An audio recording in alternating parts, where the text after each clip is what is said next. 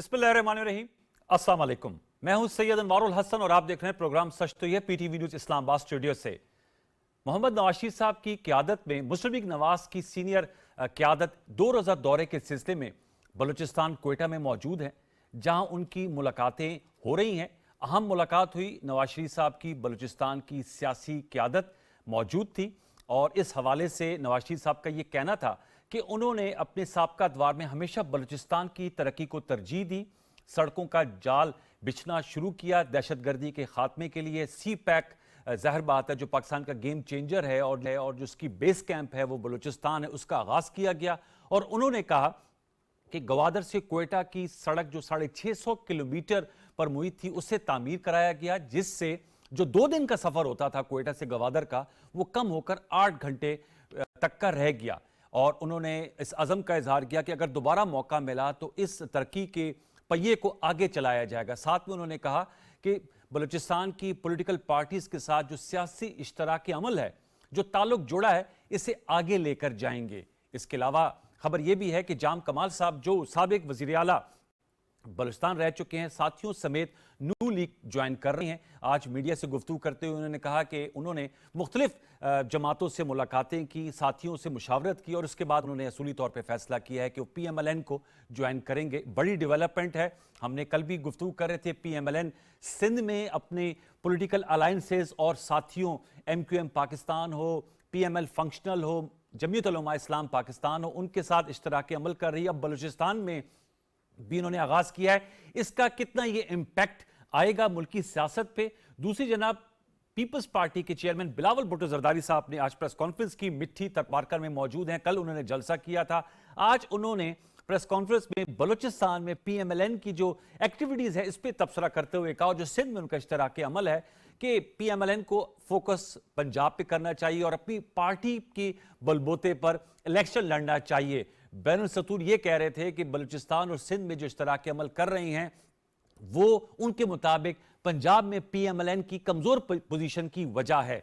साथ में उन्होंने ये भी दावा कर डाला कि वो अपनी 16 माह की बैसियत वजीर खारजा कारकर्दगी के साथ इंतखाबी मैदान में उतरने के लिए तैयार हैं। क्या शहबाज शरीफ साहब और उनकी काबीना के अहम अरकान भी इस हवाले से तैयारी कर सकते हैं, जिस पे एहसन इकबाल साहब की जानिब से भी जवाब आया है कि वो भी एज ए प्लानिंग मिनिस्टर अवाम के पास जाने के लिए तैयार हैं। इस परस्पेक्टिव से प्रोग्राम के पहले हिस्से में हम गुफ्तगू करेंगे। साथ में ये भी आपको बताते चलें कि ऑफिशियल सीक्रेट एक्ट के मातहत जो खसूसी अदालत में साइफर केस चल रहा है चेयरमैन PTI का, आज इस्लामाबाद हाई कोर्ट के 2 रुकनी बेंच में उस पर हुक्म इम्तना जारी कर दिया 16 नवंबर तक। और अटॉर्नी जनरल ऑफ पाकिस्तान से कहा है कि वो 16 नवंबर को तमाम रिकॉर्ड के साथ जो है वो पूरा इसका पर्सपेक्टिव अदालत आलिया के सामने रखें। जो पहले सेगमेंट में हमारे मौजूद मेहमान शख्सियत है उनका तारुफ आपसे करा देते हैं। हमें इस्लामाबाद स्टूडियोज में ज्वाइन किया अब्बास खान अफरीदी साहब ने, सेनेट ऑफ पाकिस्तान के रुकन रह चुकी हैं। मुस्लिम लीग नवाज से आपका ताल्लुक है, आपका बहुत शुक्रिया अब्बास खान अफरीदी साहब। हमें ज्वाइन किया इस्लामाबाद स्टूडियोज में सहाफ़ी हैं, एंकर पर्सन है, 92 पे अपना प्राइम टाइम शो करते हैं और बलूचिस्तान से ताल्लुक है। शाहिद रिंद साहब आपको वेलकम करते हैं प्रोग्राम सच तो ये में।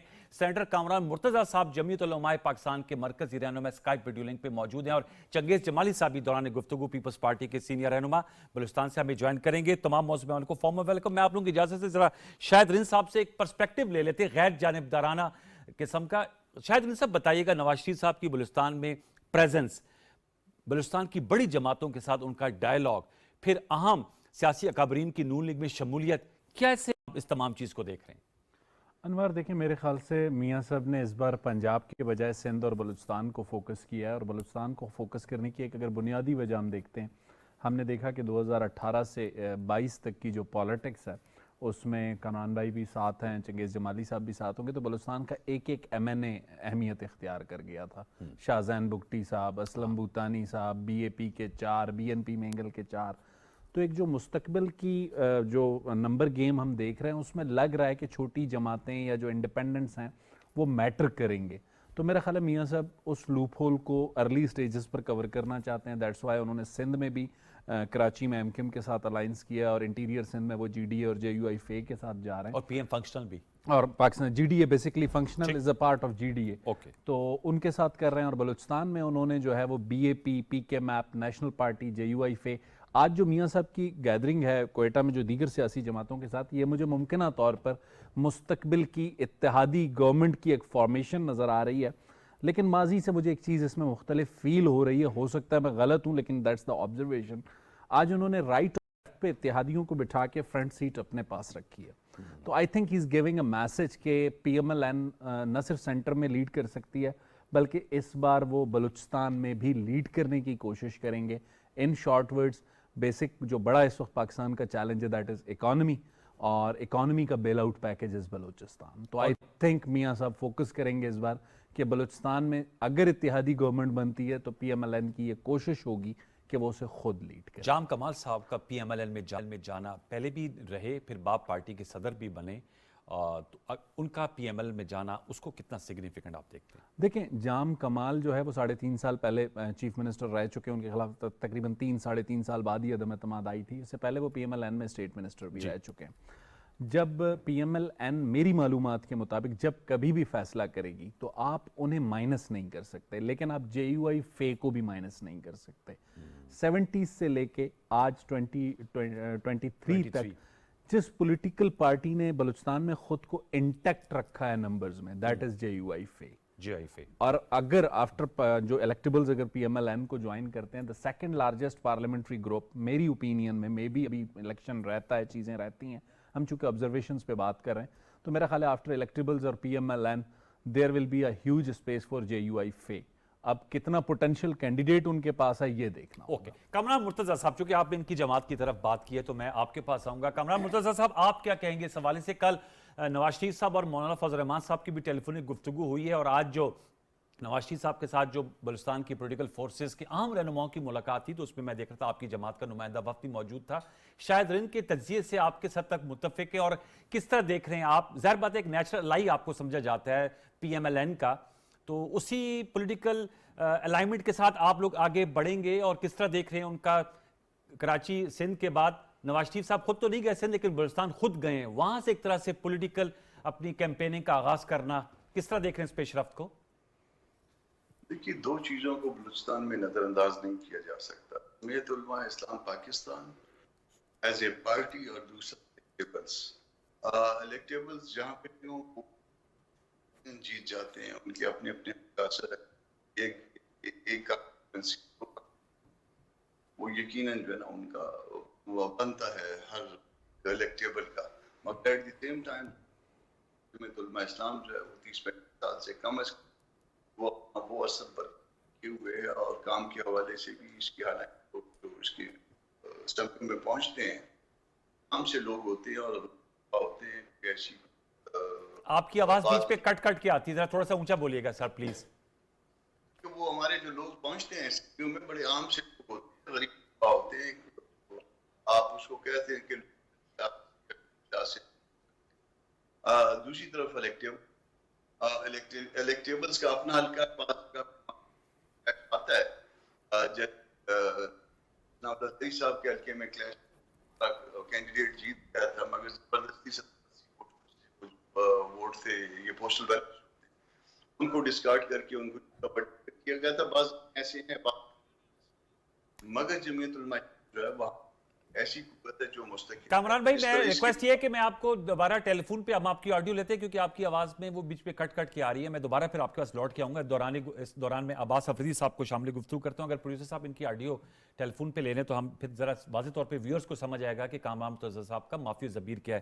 عباس خان, آپ بتائیں گے کیا یہ نئی اسٹریٹجی کے ساتھ پی ایم ایل این میدان میں اتر رہی ہے, جیسے شاید رند نے کہا؟ کیونکہ ظاہر بات ہے بہت سے مبصرین کی رائے ہے کہ الیکشن میں مقابلہ ہوگا, اور یہ تو خیر وقت ہی بتایا تھا, 8 فروری کے بعد پتہ چلے گا کہ کسی کو 2/3 یا سمبل میجورٹی ملتی ہے یا ہنگ پارلیمنٹ آتا ہے. لیکن پی ایم ایل این یہ یوزلی جو اتحاد ہوتے ہیں یہ انتخابات کے بعد ہوتے ہیں, لیکن ہم دیکھ رہے ہیں الیکشن سے پہلے جو ہے وہ انتخابی الائنس اور سیٹ ایڈجسٹمنٹ کی بات ہو رہی ہے. اس کی ایک بہت بڑی وجہ ہے پاکستان کی اکانومی جس کرائسس میں ہے, اس میں سارے سیاسی لیڈروں کا اکٹھا ہونا بہت ضروری ہے, کیونکہ پچھلے ادوار میں جو آپ نے سیاست دیکھی, اختلاف رائے والے اور ایک دوسرے سے ہاتھ نہ ملانے کی وجہ سے ملک بہت زیادہ برے کنڈیشن میں چلا گیا ہے.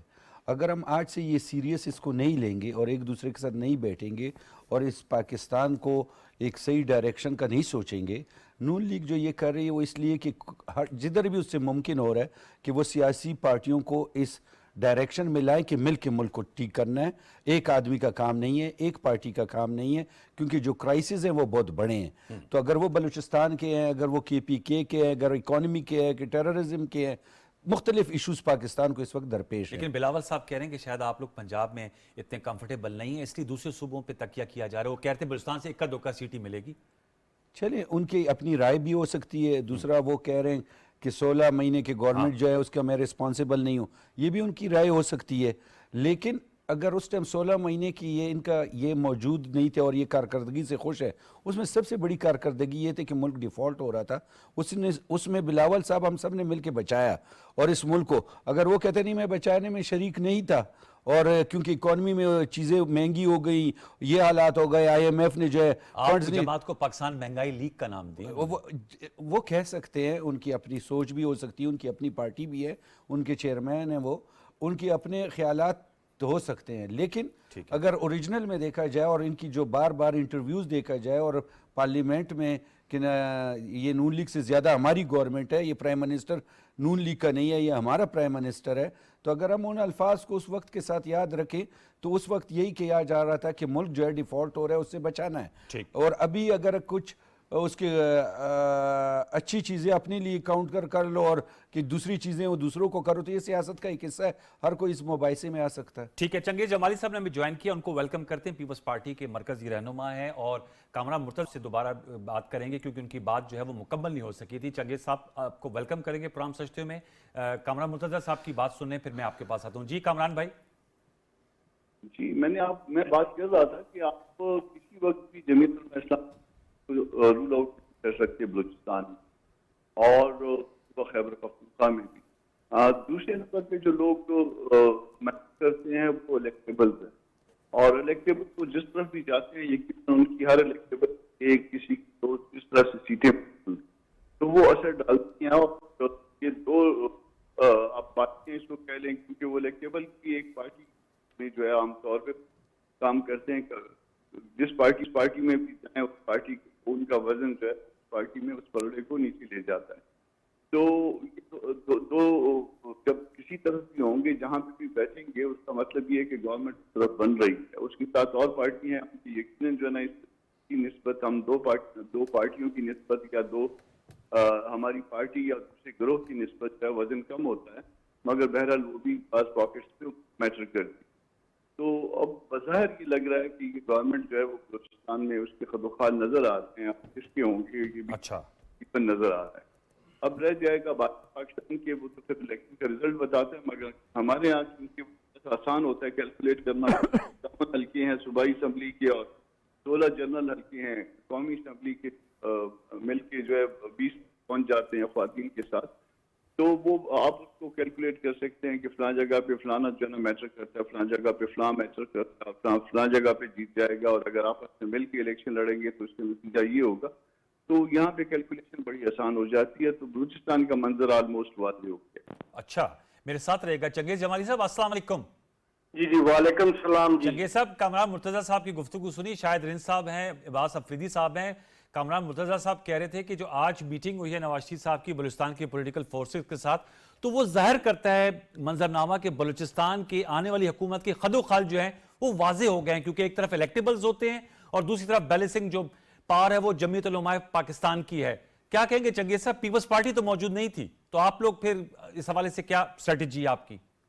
जी इंशाल्लाह जी, हमारा 30 तारीख को बड़ा यौम तासीस जो है इस दफा चेयरमैन बिलावल साहब और जरदारी साहब ने कोयटा में करने का ऐलान किया है। अच्छा। तो इंशाल्लाह हम भी अपना पावर शो वहाँ 30 तारीख को अपना करेंगे।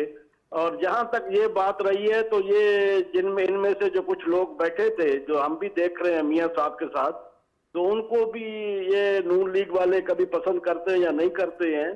तो अभी अगर बैठे हैं तो ये कोई चीज फाइनल नहीं है कि हम समझें कि यही हुकूमत में होंगे या ये चीज होगा। और मियां साहब को भी चाहिए पहले अपने लाहौर को तवज्जो दे, और बलूचिस्तान का तो उन्होंने पहले भी ख्याल नहीं किया, तो आप भी ख्याल नहीं करेंगे, और आइंदा आने वाले वक्त में आप खुद ब खुद रिजल्ट देखेंगे जिस तरह नून लीग ने अपने सीएम्स को निकाला किया, ये सब चीज इनका वादे है। तो वो अपने अंजाम पे जो पहुंचेंगे ना, तब आपको पता चलेगा। और तारीख कहती है कि मियां साहब को कोई खास इंटरेस्ट नहीं है बलूचिस्तान से। तो चंगेज साहब, ये आप लोग क्यों इस पे थोड़े इतराज करते हैं? अगर वो सिंध में जाते हैं, बलूचिस्तान में जाते हैं, आप कहते हैं लाहौर तक ही रहें या पंजाब तक रहें, इस पे आप लोगों का शिकवा बनता है? जी जी बिल्कुल सर, हम ये कह रहे हैं कि वो अपना जो हालात हैं, अभी वो 4 साल बाहर गुजार के आए हैं और आते साथ ही वो बलूचिस्तान की तो तोड़ फोड़ में हम समझते हैं जो भी है, बेशक करें, कोई इस किस्म का मसला नहीं है, लेकिन मियां साहब बलूचिस्तान के साथ सिंसियर नहीं है, ये मैं सिर्फ आपको बताना। अच्छा, सिंसियर नहीं है। चलिए, ये तो मैं अब्बास साहब से पूछूंगा, शायद आप क्या कहेंगे चंगेज जमाली साहब? और कामरान मुर्तजा साहब कहते हैं कि वैसे तो आपने कहा था इलेक्टेबल्स और जमीयत उलमाए पाकिस्तान, उन्होंने इस बात की सेकंड किया, लेकिन चंगेज जमाली साहब कहते हैं 30 नवंबर को जो पीपल्स पार्टी का यौम तअसीस है वो क्वेटा में हो रहा है और हम अपनी पावर उस वक्त शो करेंगे। पीपल्स पार्टी की क्या पावर है इस वक्त हिंदुस्तान में? देखें, पीपल्स पार्टी चंद माह कबल जब बीएपी के 4 एमपीएज ने पीपल्स पार्टी को ज्वाइन किया तो बलूचिस्तान में एक वेव थी कि कहीं पीपल्स पार्टी की मफाहमत की पॉलिसी बलूचिस्तान और मरकज़ में चल सकती है। ये आज से 6-8 माह पहले की सूरत हाल थी। आज जो गुफ्तगू चंगेज़ जमाली साहब कर रहे हैं या पिछले कुछ दिनों से पीपल्स पार्टी के जो लोग एग्रेसिव हुए हैं, बेसिकली बीएपी के जिन लोगों ने किसी भी पॉलिटिकल पार्टी की तरफ जाना था वो अब पीएमएलएन की तरफ जा रहे हैं। पीपल्स पार्टी ने साउथ पंजाब के लिए जो अंदाजे लगाए थे वो आईपीपी की सूरत में गलत हुए। इस्तेकाम पाकिस्तान जो हाँ, आईपीपी इस्तेकाम पाकिस्तान पार्टी, जो केपीके के हवाले से अंदाजे लगाए थे वो खटक साहब की सूरत में गलत हुए। जो बलूचिस्तान के हवाले से रीडिंग्स थी वो बीएपी के जो लोग अब पीएमएलएन जा रहे हैं उसके हवाले से गलत हुए। तो मेरा ख्याल है वो पीपल्स पार्टी की फ्रस्ट्रेशन हमें समझ आनी चाहिए कि उसकी रीजंस क्या हैं। अब सवाल ये है कि जो अगला जलसा यौम तासीस का जिसका जिक्र चंगेज़ जमाली साहब कर रहे थे, इस वक्त पीपल्स पार्टी के पास 7 से 8 हलकों में अच्छे कंटेस्टिंग कैंडिडेट्स हैं। रिजल्ट क्या होगा ये 8 फरवरी को ही अंदाजा हो सकेगा, लेकिन पिछली असेंबली में पीपल्स पार्टी का एज पार्टी कोई वजूद नहीं था। कोई वजूद नहीं था पिछली 2018 से 23 तक नहीं, कोई वजूद नहीं था। ठीक है, अब्बास साहब वो कह रहे हैं कि नवाज शरीफ साहब सिंसियर नहीं है, जो आपने सुनी चंगेज़ जमाली साहब की बात। मैं अगर इस बात को ऐसे लूँ कि मेरा ख्याल जो पाकिस्तान को आप देखें और सियासत को देखें, नवाज शरीफ के नाम के साथ आपको पूरा पाकिस्तान हर चीज़ में नज़र आता है। अगर आप वर्ल्ड कप को ले लें तो उनकी जब वो प्राइम मिनिस्टर थे तो जीता। अगर आप एटम बम के धमाके देखें तो वो उन्होंने करवाए। अगर आप मोटरवेज़ देखें तो उनके दौर में हुए। अगर आप बिजली के कारखाने देखें तो उनके दौर में हुए। और सबसे बढ़ के जब नवाज शरीफ साहब को हटाया गया पनामा से पहले, तो जो चीज़ें जिस कीमत भी थी उसको 70 साल पाकिस्तान बनने से लगे। 30 रुपए का आटा, 55 रुपए की चीनी, पेट्रोल इतने का, आज वो 400% महंगी हैं। तो अगर किसी को ये समझ आती कि नवाज शरीफ के बगैर किसी आदमी ने कारकर्दगी इस मुल्क में की है, डिलीवर किया है, परफॉर्मेंस दी है या वो कर सकता है, तो उस आदमी की डिस्कशन होनी चाहिए कि इसमें ये क्वालिटीज़ हैं, इसने मुल्क को ये दिया है। जैसे हम कहते हैं कि मियाँ साहब ने अपने अदवार में प्राइसेस को कंट्रोल करते हुए जो चीज़ 30 रुपए का, आज आटा जो है मिसाल 200 रुपए का, मिसाल दे रहा हूँ, चीनी जो है 67 से आज जो है 160 रुपए का है, पेट्रोल। तो अगर हम एक चीज़ एक कारकर्दगी दिखाते तो वो मुल्क के लिए दिखाते, अपनी पार्टी के लिए नहीं। क्योंकि वो जब प्राइम मिनिस्टर बनते वो नून लीग के प्राइम मिनिस्टर नहीं होते, वो पाकिस्तान के प्राइम मिनिस्टर। और बलूचिस्तान में भी जो कारकर्दगी मियाँ मोहम्मद नवाज शरीफ के रोड इंफ्रास्ट्रक्चर, जो थोड़े टाइम भी वो फेडरल गवर्नमेंट में वो 14 सी धरने वरने शुरू हुए। एक प्राइम मिनिस्टर जब सारे मुल्क में काम करता है, इकट्ठे काम करता है, तो तरक्की जो है एक तरीके से आती है, लेकिन उनको काम करने दिया नहीं जाता।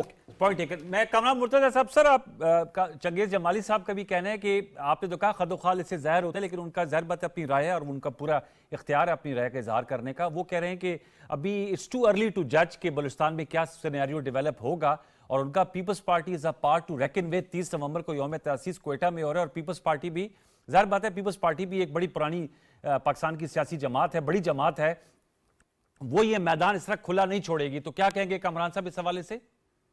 नहीं, ये बात दुरुस्त है उनकी कि पता तो उस दिन जब इलेक्शन चल जाएगा, जब बैलेट बॉक्सेस खुलेंगे तो उसके बाद, मगर एक बतौर पॉलिटिकल जो है हम थोड़ा बहुत जज करते हैं और वो जज करने के बाद जो है वो अपनी राय देते हैं, हाँ इस तरह से हो सकता है। क्योंकि आज की बात, और वैसे भी हर चीज जो है अब आपके पास कैमरे पे रिकॉर्ड हो जाती, कैमरे पे जो चीजें रिकॉर्ड हो जाती, अपनी राय को बड़ा सोच समझ के देना होता है। صرف یہی رائے نہیں دینی اپنے حق میں، بلکہ بعض اوقات جو ہے وہ جو بھی بیلنس کرتے ہیں ہر معاملے کو، اور اس کے بعد جو ہے نا وہ دیتے ہیں. تو پیپلز پارٹی جو ہے وہ پاکستان میں یقیناً ان کے کچھ ایسے حلقے ہیں جیسے اپنا شہری صاحب والا حلقہ ہے، کرتا ہے ان کا اپنا کالر بلوچ حلقہ ہے خان، ان کا وہ میٹر کرتا ہے.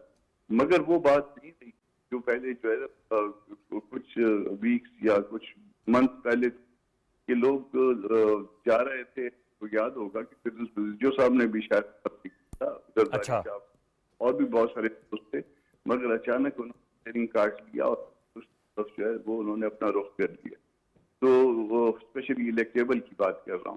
تو وہ الیکٹیبل جو ہے وہ اپنے حلقے جیتنے کی پوزیشن میں ہیں.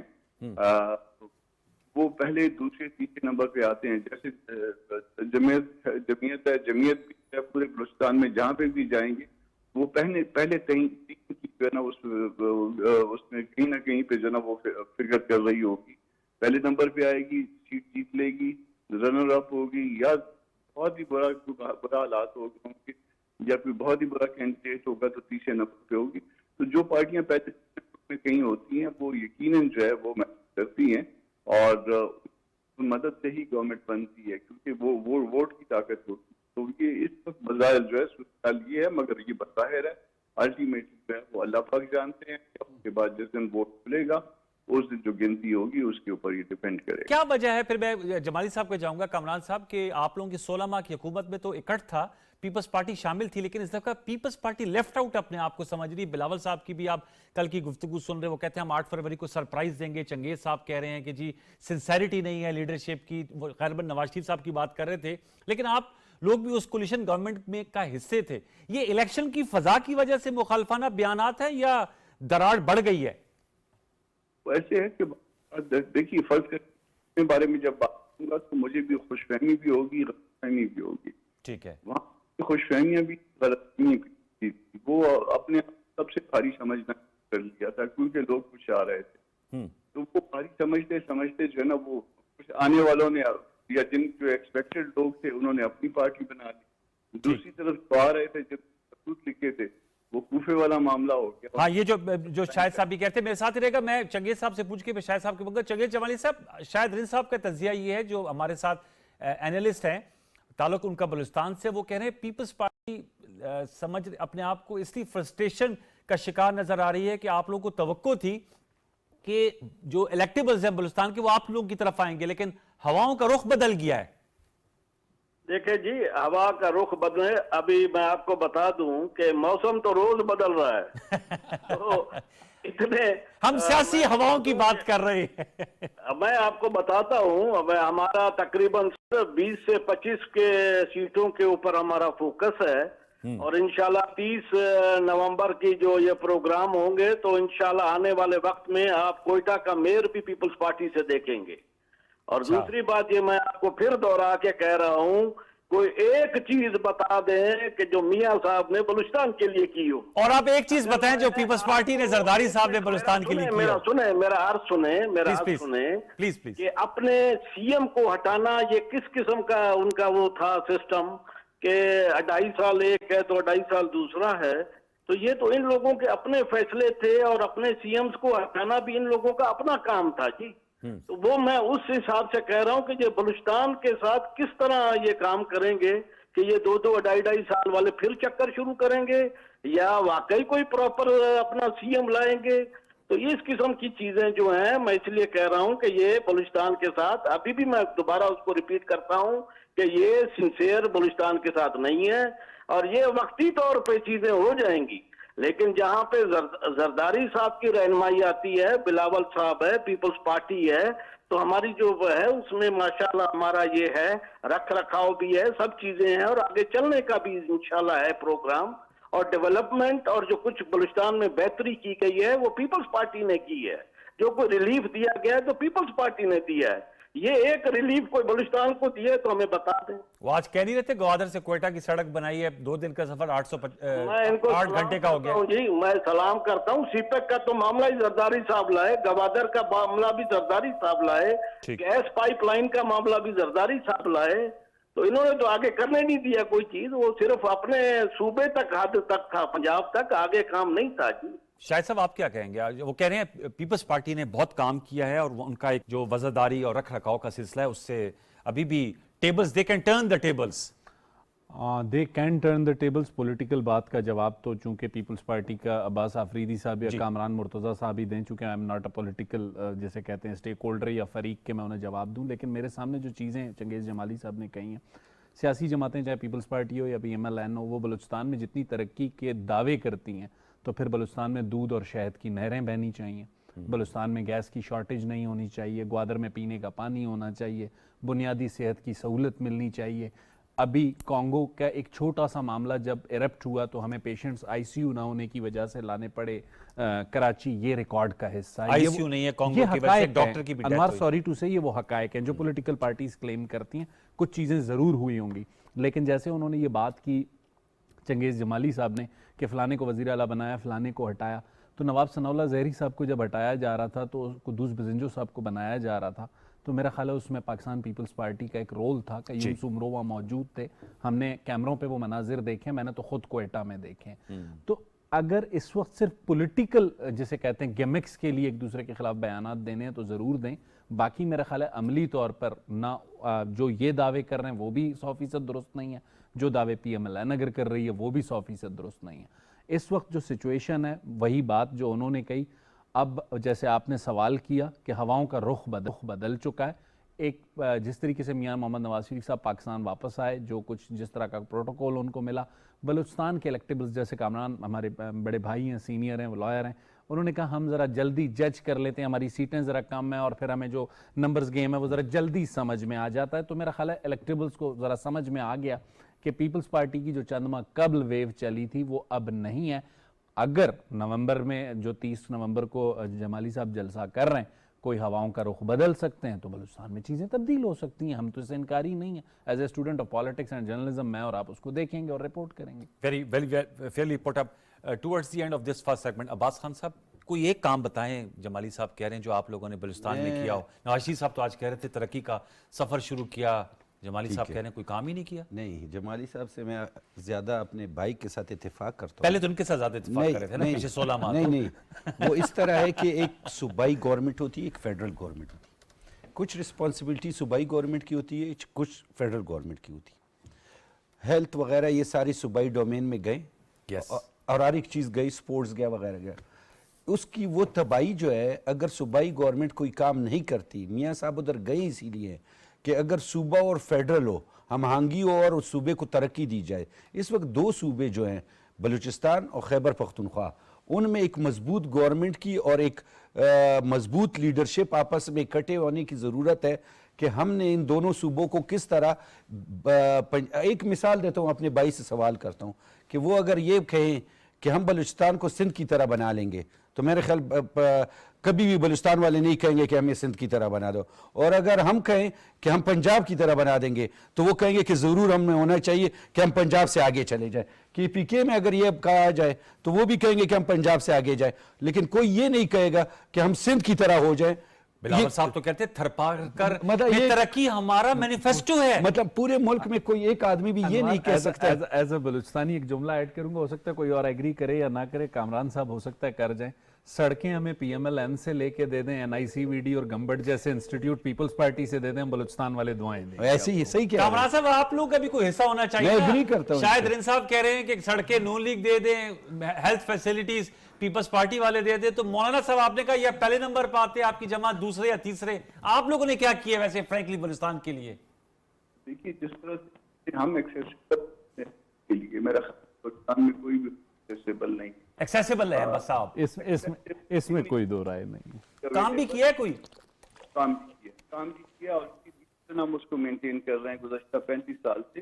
ہر چیز کو ہم نے مینٹین کیا ہوا, کام نہ کرتے تو آپ دیکھیں ہر پارٹی کا جو ہے گراف کبھی اٹھ جاتا ہے کبھی بیٹھ جاتا ہے ہوا کے ساتھ. جیسے میرے دوست کہہ رہے تھے کہ ہوائیں دیکھیں, موسم دیکھیں, تو ہمارا ہوا اور موسم کے ساتھ نہیں ہوتا. ہمارا جو ہے نا اس میں کنسسٹنسی ہے. ہمارا جو ہے نا وہ ایک جیسا معاملات رہتے ہیں. جو اپنے پاکٹس ہیں وہ خراب نہیں ہوئے, پاکٹس ہمارے بڑے ہیں. آپ پورے بلوچستان میں دیکھ لیجیے, پنجاب کی رپورٹوں کا آگے پچھلے 4-5 الیکشن ان کی دیکھ لیجیے. ہمارے لوگ ہمارے ووٹرز جو ہے بڑے ہیں اور کم نہیں.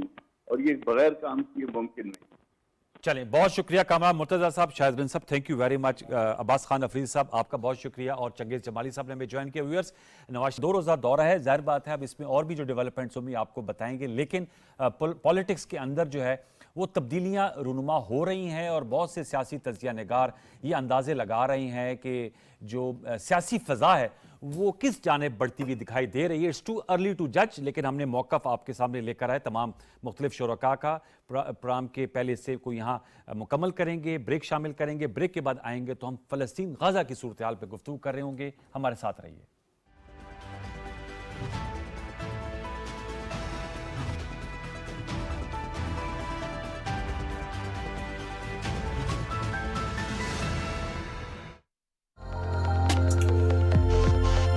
کسی بھی معاشرے میں امن و امان اور آباداری کے فروغ کے لیے ضروری ہے کہ ہم اخلاقیات اور آداب معاشرت کو ملوث خاطر کر سکیں.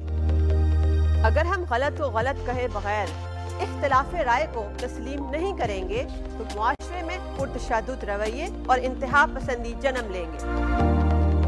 ہم معاشرتی آداب کو فروغ نہیں دیں گے تو ہمارا قومی تشخص متاثر ہونے کا خدشہ پیدا ہو جائے گا. اسی خدشے کے پیش نظر ہماری درسگاہوں, ہمارے محلوں, ہماری تنظیموں, ہمارے خاندان کو اپنا کردار ادا کرنا ہوگا تاکہ ہم مہذب دنیا کے سنگ وطن عزیز کا مثبت تاثر اجاگر کر سکیں. یہ سب کیسے ممکن ہوگا, جاننے کے لیے دیکھیے پروگرام مہذب دنیا کے سنگ اپنی ہوسٹ سارا خان کے ساتھ صرف پی ٹی وی نیوز پر.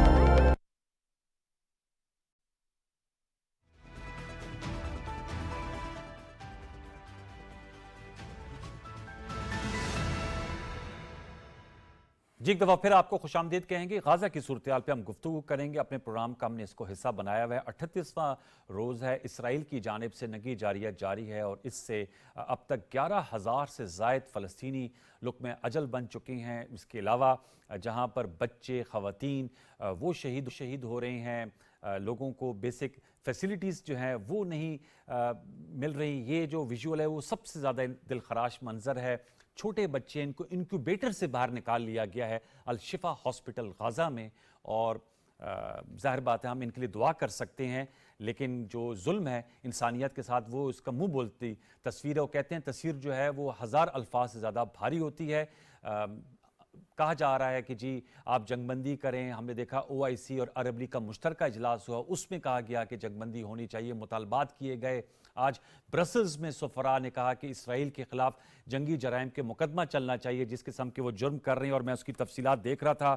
94 سرکاری عمارتیں, 71 مساجد, الشفا ہاسپٹل, جبالیہ کیمپ جو مہاجرین کا کیمپ تھا, اس کے علاوہ دیگر ہسپتال ان کو تباہ کیا جا چکا ہے. لوگوں کو بہت کم وقت دیا جاتا ہے کہ جی آپ غزہ کے نارتھ سے ساؤتھ چلے جائیں. اب تو القسام بریگیڈ کی جانب سے بھی جو ہے وہ کہا گیا ہے کہ 5 روزہ جنگ بندی کے لیے تیار ہیں, اور 70 کے قریب جو یرغمالی ہیں وہ بھی ہم دے دیتے ہیں, لیکن جو 5 دن کے لیے جنگ بندی کی جائے تاکہ جو عوام ہے غزہ میں بستے 20 لاکھ لوگ ہیں ان کی کوئی دادرسی ہو سکے. لیکن اسرائیل جو ہے وہ ہٹ درمی کا مظاہرہ کر رہی ہے. اس پہ ہم گفتگو کریں گے. امریکی صدر کی جانب سے بھی کہا گیا کہ الشفا غزہ ہاسپٹل کی جو ہے اس کی سیکیورٹی کو یقینی بنایا جائے, لیکن اسرائیل کے کان پہ جون تک نہیں رینگ رہی. ہمیں جوائن کیا جمیل احمد خان صاحب نے, سابق سفارتکار ہیں, ان کا بہت شکریہ. اسکائپ ویڈیو لنک پہ ہمیں جوائن کیا شازیہ چیمہ صاحبہ نے, آپ ماہر بین الاقوامی امور ہے. دونوں مہمانوں کو فارم میں ویلکم. جمیل احمد خان صاحب سے گفتگو کا آغاز کریں گے. جمیل صاحب سر بتائیے گا اس وقت جو سچویشن ہے, اب تو حماس کی جانب سے, القسام بریگیڈ کی جانب سے کہا گیا ہے کہ 5 دن کی جنگ بندی, لیکن دوسری طرف سے کوئی مثبت جواب نہیں آ رہا, اور جو اسرائیلی وزیر اعظم ہے وہ کسی لارجر پلان کی طرف آگے بڑھ رہے ہیں. کیا کہیں گے جمیل احمد خان صاحب, آپ کو اس کا کیا منطقی انجام نظر آ رہا ہے اس کانفلکٹ کا؟ اسرائیل محسوس ہوتا ہے کہ اپنے مذموم ارادوں میں اس مرتبہ کامیاب ہوتا نظر آ رہا ہے. پہلے بھی کامیاب ہوتا رہا ہے. 67 کی جنگ میں اس نے جو علاقے قبضہ کیا, اور اس سے پہلے 48 میں جس انداز میں فلسطینیوں کی زمینوں پہ قبضہ کر کے ان کو دھکیل کے ان کو ریفیوجیز بنا کے غزہ میں شفٹ کیا. اب غزہ سے ان کا ایک سیکرٹ پیپر لیک ہوا ہے اسرائیل میں جو کہ کہتا ہے سیکرٹ پیپر کہ وہ ان کو غازہ سے ایویکویٹ کر کے ایسے حالات پیدا کریں کہ یہ سارے کے سارے اسرائیل سے غازہ سے نکل کر سینائی میں چلے جائیں، اور سینائی میں ان کو ایک ہم سٹی بنا دیں گے، شہر آباد کر دیں گے، تاکہ ان کا مقصد اسرائیل کا جو معلوم ہوتا ہے اس سیکرٹ پیپر کے مطابق، تاکہ وہ ہمیشہ کے لیے قابض ہو جائیں غازہ پر، جس طرح فلسطینیوں کی زمین پر پہلے قابض ہوئے 48 میں، جس طرح 67 میں جنگ میں سب فلسطینیوں کی زمین پر قابو ہوئے، جس کے لیے اقوام متحدہ کا ریزولوشن 242 موجود ہے کہ خالی کرو، لیکن کوئی خالی نہیں کیا۔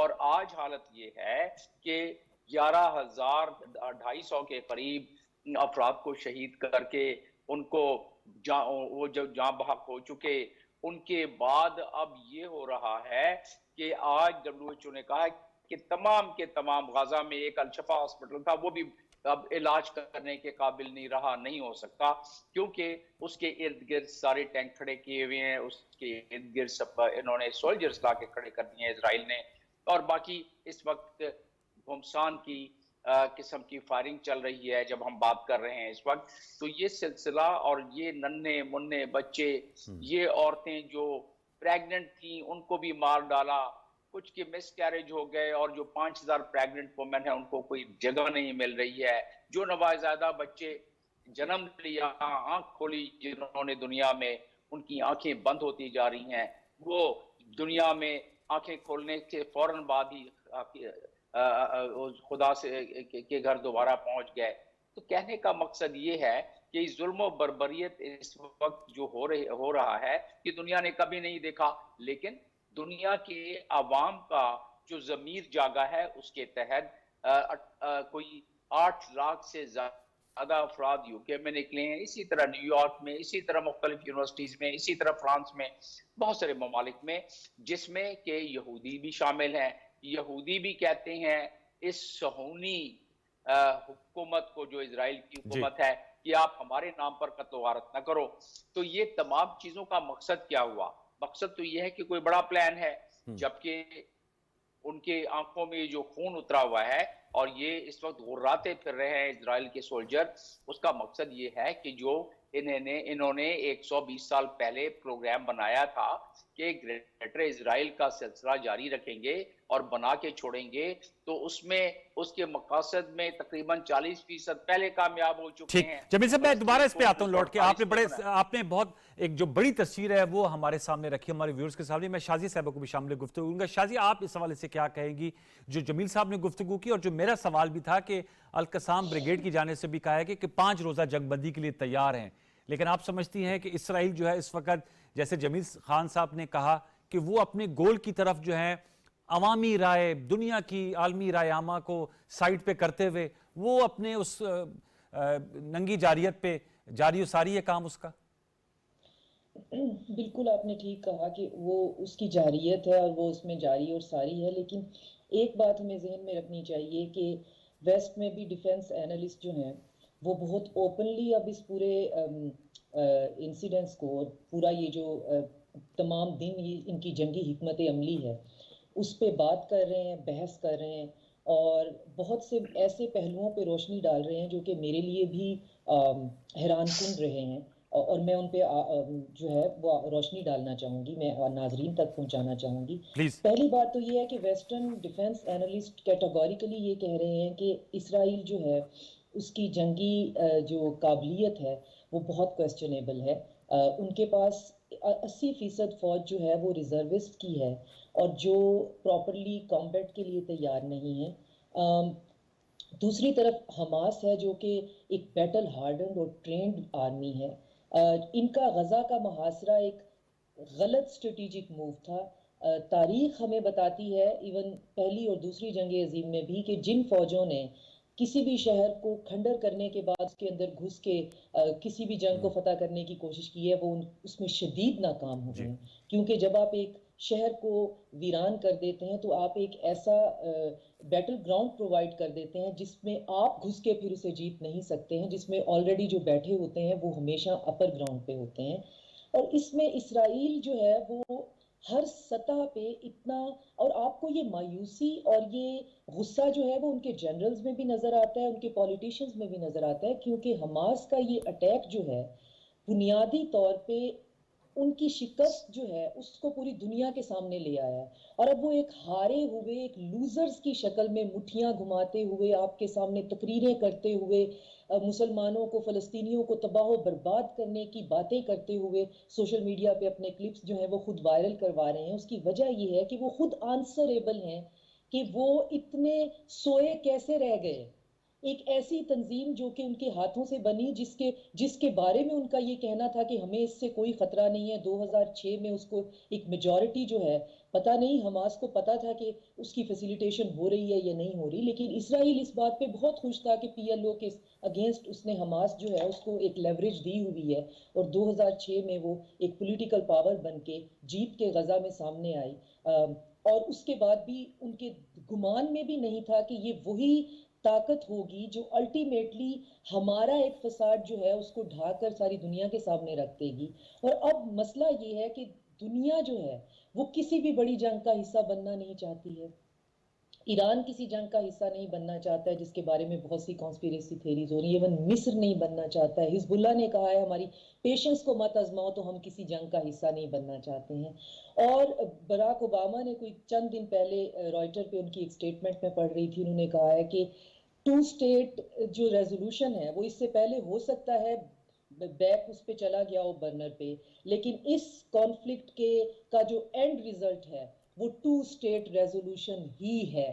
تو آپ کا گریٹر اسرائیل تو آپ کو فلش آؤٹ ہوتا ہوا نظر آتا ہے، آپ کو وہ ڈرین میں ہے۔ آپ کہاں سے گریٹر اسرائیل کا کانسیپٹ دوبارہ سے ریلیو کر پائیں گے جب آپ ایک انسیڈنٹ کو اتنے احمقانہ طریقے سے اس کے اندر وار کرائم کر رہے ہیں، اور امریکہ بے بسی کے عالم میں اس کو سمجھ میں نہیں آ رہا ہے، وہ اس جنگ کا حصہ نہیں بننا چاہتا ہے، وہ اسرائیل کا ساتھ نہیں چھوڑنا چاہتا ہے، اس کو پتہ ہے اسرائیل مسلسل وار کرائم کر رہا ہے، لیکن اس کے باوجود اس کو یہ نظر آ رہا ہے کہ میری تو پچھلی 20-25 سال کی محنت جو ہے وہ تباہ و برباد ہو گئی ہے۔